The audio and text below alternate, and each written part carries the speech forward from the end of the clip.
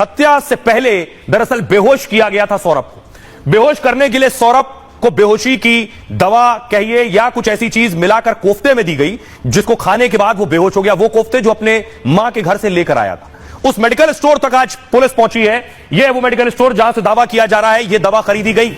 मुस्कान पहुंची थी, स्कूटी से पहुंची इस मेडिकल स्टोर तक जहां से उसने दवा खरीदी। अब देखिए कौन सी दवा थी मुस्कान ने खरीद कर सौरभ को मिलाकर दी खाने में।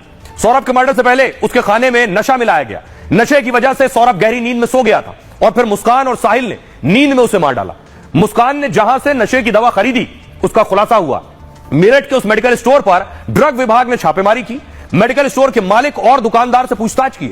शुरू में तो दुकानदार ने एंटी डिप्रेशन की दवा देने की बात कही और कहा मुस्कान एक बुजुर्ग के साथ दवा लेने आई थी। ड्रग इंस्पेक्टर ने कड़ाई से पूछताछ की तो बड़ा खुलासा हुआ। मुस्कान ने मेडिकल स्टोर से इंजेक्शन और तनाव की दवा खरीदी।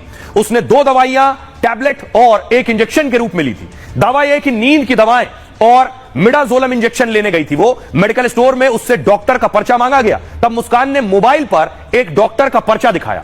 शक यह कि मुस्कान ने डॉक्टर के नाम का फर्जी पर्चा तैयार किया और उसे मोबाइल में एडिट कर नशे की दवा लेने चली गई।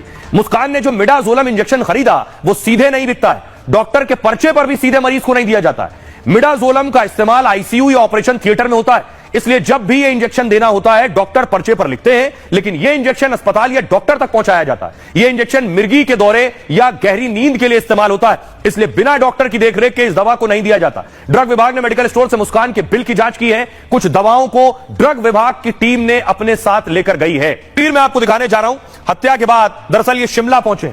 ये तस्वीर आप देख रहे हैं, शिमला के इसी होटल में रुके 13 दिन तक अलग अलग जगह पर रुकते रहे, रहते रहे। ये हत्या के बाद की तस्वीर। जिस होटल में गए उस होटल में रिपब्लिक की टीम पहुंची है। होटल मैनेजर से बात की है, क्या कुछ कह रहा है होटल मैनेजर। और हत्या के बाद एक एक तस्वीर मुस्कान और साहिल की। 3 मार्च को मुस्कान और साहिल ने मेरठ में सौरभ का मर्डर किया।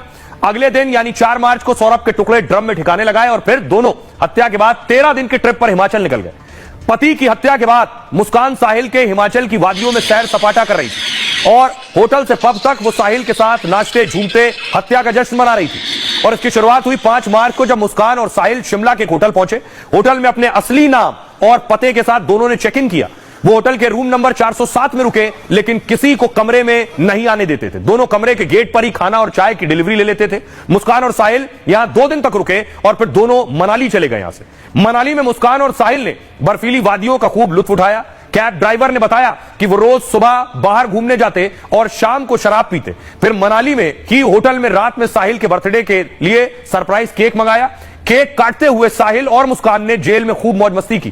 फिर कुल्लू मनाली से दोनों निकल गए कसोल की वादियों में दोनों 6 दिन तक रुके हैं। होली के दिन सुबह 11 बजे वो पब में निकल गए थे। वहां सूखा नशा करने के बाद दोनों ने जमकर रंग खेला और डांस किया। 17 मार्च को हिमाचल में होली का जश्न मनाने के बाद दोनों वापस मेरठ के लिए निकले और तब तक किसी को अंदाजा नहीं था कि वो हत्या के बाद हनीमून ट्रिप पर निकले हैं। आइए अब आपको शुरुआत